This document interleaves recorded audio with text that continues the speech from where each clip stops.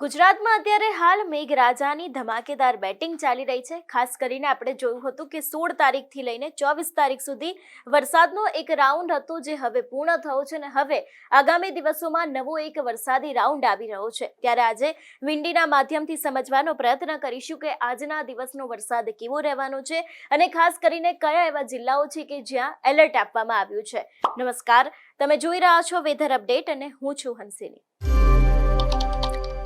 ગુજરાતમાં અત્યારે હાલ ખાસ કરીને મધ્ય ગુજરાતમાં ભારે વરસાદ પડી રહ્યો છે અને ઘણા બધા એવા જિલ્લાઓ છે કે જ્યાં એલર્ટ પણ આપવામાં આવ્યું છે। સૌથી પહેલા તો વિંડીના માધ્યમથી આજના દિવસના વરસાદને સમજવાનો પ્રયત્ન કરીએ અને એ બાદ નવો વરસાદી રાઉન્ડ ક્યારે આવશે તેના વિશેની વાત કરીએ।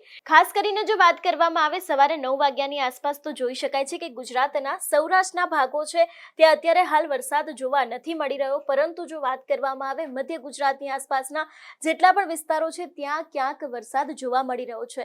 ખાસ કરીને જો વાત કરવામાં આવે લુણાવાડા, ગોધરા અને દાહોદ, અહીં ક્યાંક અતિ ભારે વરસાદ પડી શકે છે એવી શક્યતાઓ વિંડીના માધ્યમથી જોઈ શકાય છે। અને એ બાદ જો વાત કરવામાં આવે વડોદરા છે, તેની સાથે બોડેલી છે, રાજપીપળા છે, ભરૂચ છે, સુરત છે, વ્યારા છે, અહીં ક્યાંક ભારે વરસાદ પડી શકે છે એવી શક્યતાઓ છે। જે ગુજરાતના નીચેના ભાગના જિલ્લાઓ છે, સુરત છે, તેની સાથે જે વ્યારાનો વિસ્તાર છે, અહીં ક્યાંક ભારે વરસાદ પડી શકે છે એવી શક્યતાઓ સવારે 9 વાગ્યાની આસપાસ જોવા મળી રહી છે।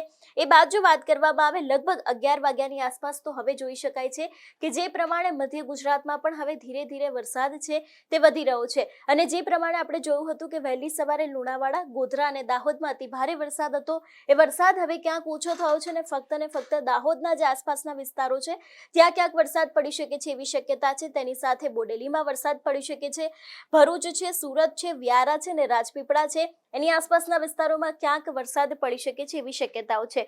જે પહેલો રાઉન્ડ વરસાદનો આવ્યો હતો એ સમયે સમગ્ર સૌરાષ્ટ્રનો ક્યાંક આપણે જોયું હતું કે ત્યાં ભારે વરસાદ પડ્યો હતો, પરંતુ હવે જે આગામી દિવસોમાં રાઉન્ડ આવી રહ્યો છે એમાં સૌરાષ્ટ્રમાં ક્યાંય પણ એવી આગાહી કરવામાં નથી આવી કે ત્યાં ક્યાંક વરસાદ પડી શકે છે એવી શક્યતાઓ પણ દેખાઈ નથી રહી। એ બાદ જો વાત કરવામાં આવે લગભગ 1 વાગ્યાની આસપાસ તો હવે જે વરસાદ છે તે મધ્ય ગુજરાત તરફ પણ વળી રહ્યો છે, એટલે કે મધ્ય ગુજરાતમાં પણ હવે ધીરે ધીરે વરસાદ જોવા મળી રહ્યો છે। ખાસ કરીને જો વાત કરવામાં આવે મધ્ય ગુજરાતની તો વિરમગામમાં વરસાદ પડી શકે છે, અમદાવાદમાં હળવો વરસાદ પડી શકે છે, ધોળકામાં પડી શકે છે, નડિયાદમાં પડી શકે છે, ખંભાત છે, તેની સાથે વડોદરાના આસપાસના વિસ્તારોમાં ભારે વરસાદ પડી શકે છે, ગોધરા, લુણાવાડા, દાહોદમાં વરસાદ પડી શકે છે, રાજપીપળા છે, ભરૂચ છે, તેની સાથે સુરત છે અને જે નીચેના જિલ્લાઓ છે ત્યાં પણ ક્યાંક વરસાદ પડી શકે છે એવી શક્યતાઓ અત્યારે હાલ પૂરતી વિંડીના માધ્યમથી જોઈ શકાય છે। એ બાદ જો વાત કરવામાં આવે લગભગ 3-1 વાગ્યાની આસપાસ તો અત્યારે હાલ જે ગુજરાતની પરિસ્થિતિ છે એ જ પ્રમાણે જોવા મળી રહી છે। મધ્ય ગુજરાત એટલે કે અમદાવાદ, વિરમગામ છે, ધોળકા છે, નડિયાદ, અહીં વરસાદ જોવા મળી રહ્યો છે। તેની સાથે વડોદરા બાજુની આસપાસના જેટલા પણ વિસ્તારો છે ત્યાં ક્યાંક વરસાદ જોવા મળી રહ્યો છે અને ખાસ કરીને જે વહેલી સવારથી લુણાવાડા, ગોધરા છે, દાહોદ છે, એ બાજુના ક્યાંક સમગ્ર વિસ્તારોમાં પણ ક્યાંક ભારે વરસાદ પડી શકે છે એવી શક્યતાઓ અત્યારે હાલ પૂરતી જોવા મળી રહી છે। એ બાદ જો વાત કરવામાં આવે 5 વાગ્યાની આસપાસની તો મધ્ય ગુજરાતમાં ક્યાંક વરસાદ પડી શકે છે શક્યતાઓની સાથે ખાસ કરીને જે વ્યારા બાજુનો ભાગ છે ત્યાં ક્યાંક અતિ ભારે વરસાદ પડી શકે છે એવી શક્યતાઓ લગભગ સાંજના સમયે જોવા મળી રહી છે। વાત કરવામાં આવે વલસાડ જે નીચેના ભાગમાં આવેલો જિલ્લો છે ત્યાં પણ ક્યાંક વરસાદ પડી શકે છે એ શક્યતા દેખાઈ રહી છે। તે બાદ ખંભાત છે, અહીં ક્યાંક વરસાદ પડી શકે છે, અમદાવાદની આસપાસના વિસ્તારો છે ત્યાં પણ ક્યાંક ભારે વરસાદ પડી શકે છે એવી શક્યતાઓ દેખાઈ રહી છે। ખાસ કરીને જો વાત કરવામાં આવે 6 વાગ્યાની આસપાસ તો મધ્ય ગુજરાતમાં એ જ પ્રમાણનો વરસાદ જોવા મળી રહ્યો છે, લગભગ ભારેથી છૂટો છવાયો વરસાદ મધ્ય ગુજરાતમાં પડી શકે છે એવી શક્યતાઓએ જોર પકડ્યું છે અને ખાસ કરીને વિંડીના માધ્યમથી પણ જોઈ શકાય છે। એ બાદ જો વાત કરવામાં આવે 8 વાગ્યાની આસપાસ તો હવે ક્યાંક આ વરસાદનું જોર રાતના સમયે ઘટતું હોય એવું દેખાઈ રહ્યું છે। સૌરાષ્ટ્રના ભાગમાં આજના દિવસ માટે કોઈ જ આગાહી કરવામાં આવી નથી, એટલે કે સૌરાષ્ટ્રમાં કોઈ જ પ્રકારનું કોઈ એલર્ટ નથી, પરંતુ જે પ્રમાણે જોઈ શકાય છે દાહોદ છે, લુણાવાડા છે, ગોધરા છે, અહીં વરસાદ પડી શકે છે, નડિયાદ અને વડોદરામાં ક્યાંક રાતના સમયે વરસાદ પડી શકે છે અને એ બાદ જે પ્રમાણે મહેસાણા, હિંમતનગર, ઉત્તર ગુજરાત બાજુ પણ ક્યાંક વરસાદ પડી શકે છે એવી શક્યતાઓ રાતના સમયની જોવા મળી રહી છે। એટલે 16 તારીખથી લઈને 24 તારીખ સુધી જે વરસાદનો એક રાઉન્ડ હતો એ રાઉન્ડ પૂર્ણ થયો હતો અને એ રાઉન્ડની અંદર સૌરાષ્ટ્ર સૌરાષ્ટ્રના ઘણા બધા જિલ્લાઓમાં આપણે જોયું હતું કે રેડ એલર્ટ આપવામાં આવ્યું હતું, પરંતુ જે હવે ગુજરાતમાં નવો વરસાદી રાઉન્ડ આવવાનો છે તેની સીધી અસર ક્યાંક ને ક્યાંક દાહોદ છે, ગોધરા છે, ત્યાં ક્યાંક થઈ રહી હોય એવું પણ લાગી રહ્યું છે. જો કે આ વિષયને લઈને વધુમાં હવામાન નિષ્ણાંત પરેશ ગોસ્વામીએ શું કહ્યું, સાંભળીએ. આજથી રાજ્યની અંદર વરસાદનું જોર પણ ઘટ્યું છે.